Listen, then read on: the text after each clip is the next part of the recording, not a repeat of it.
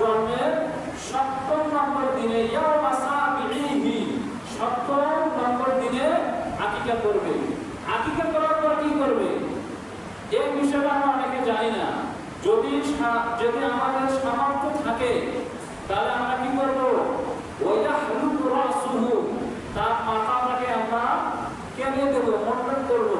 করার পর ওই বাচ্চার যে চুল আছে এই চুল সমপরিমাণ রূপা আমরা আল্লাহর রাস্তায় সাদকা করে দেব।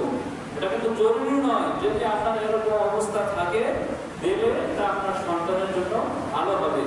ওই সম্মা ওই সন্তানের জন্য আপনি একটা সুন্দর নাম রাখবেন। আর একটি হাদিসের দিকে আমরা তাকাই। এই হাদিসের মধ্যে বলা হয়েছে ৭০ দিনে আপনি আকিকা করবেন, এটা সবচেয়ে ভালো।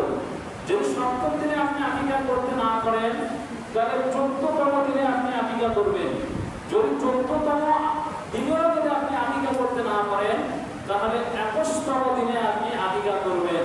যদি ২১তম দিনেও আপনি আকিকা করতে না পারেন তো ওই বাচ্চার হায়াতের জিন্দেগিতে যে কোনো একদিন সে আকিকা করে নিতে পারবে। হাদিসটি হচ্ছে যে আল আকিকাতু তুযবাহু লিস-সাবিঈন, আকিকা হচ্ছে ৭০ দিনে পশু জবাই করা। ছেলের জন্য ২টি বকরি, মেয়ের জন্য ১টি বকরি। আর আশারাতা যদি ৭০ দিনে করতে না পারে তাহলে ১৪তম যে দিন আছে এই ১৪তম দিনে করে নেবে। যদি ১৪তম দিনেও করতে না পারে তাহলে